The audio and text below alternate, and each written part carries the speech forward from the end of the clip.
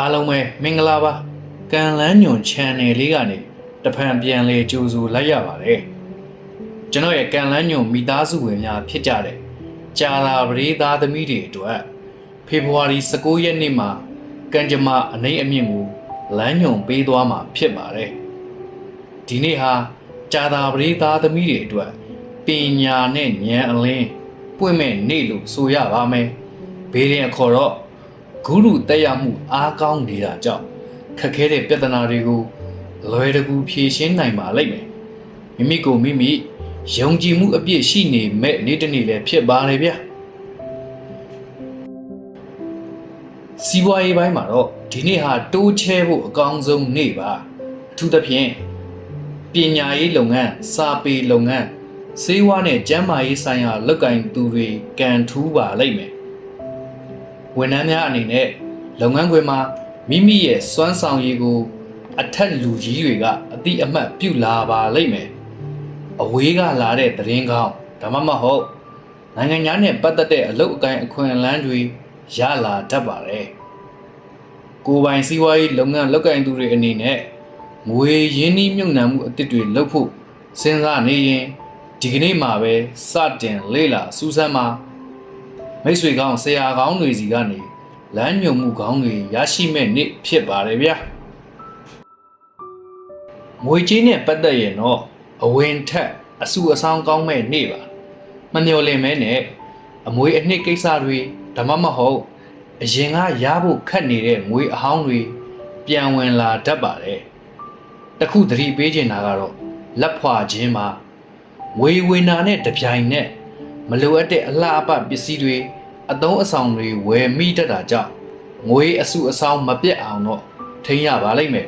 ဒီနေ့မှာရွှေဝယ်တာမြေဝယ်တာမျိုးကတင့်အတွက်ရေရှည်မှာအရန်ကိုအကျိုးပေးပါလိမ့်မယ်လူမှုရေးနယ်ပယ်မှာတော့တင့်ကိုလူတကာက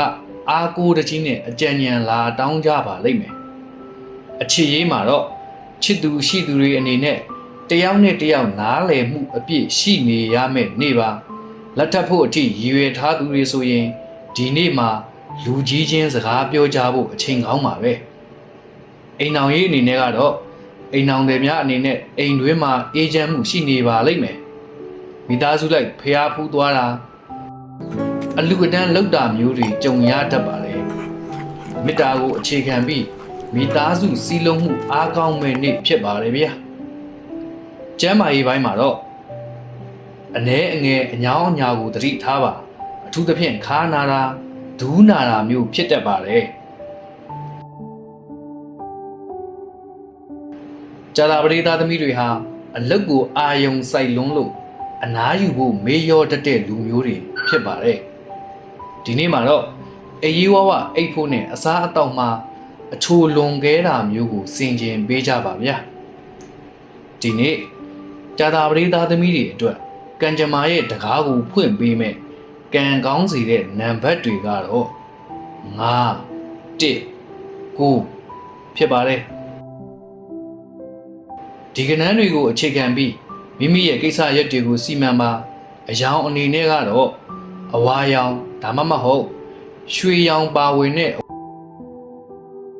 အဝိအစားတွေကတင့်ရဲ့ကံကြမ္မာကိုပိုမိုတောက်ပစေပါလိမ့်မယ်ဒီနေ့ရဲ့ကံကြမ္မာကို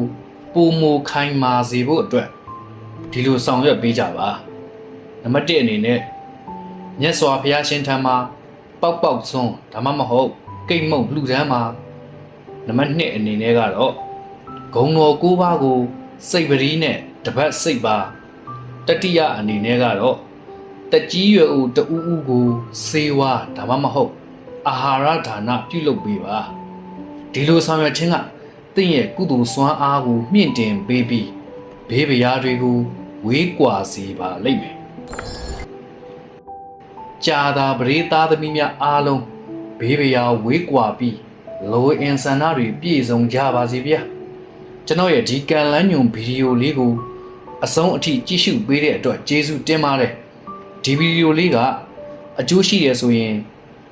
like ပေးခဲ့ပြီးတော့တင့်ရဲ့ကြာတာပရိနေဖွာမိတ်ဆွေတွေကိုပါသိရအောင်